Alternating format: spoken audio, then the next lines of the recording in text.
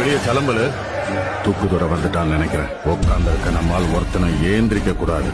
ஏத்தி கட்டின வேட்டி இறங்க கூடாது.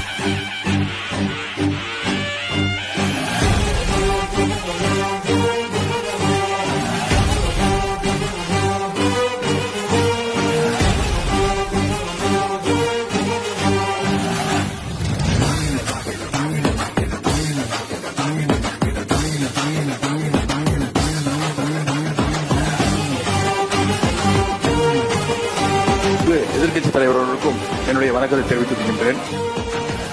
மக்களுக்கு அடிப்படை சமூக நீதியான பாதுகாப்பை கூட உறுதி செய்ய இயலாத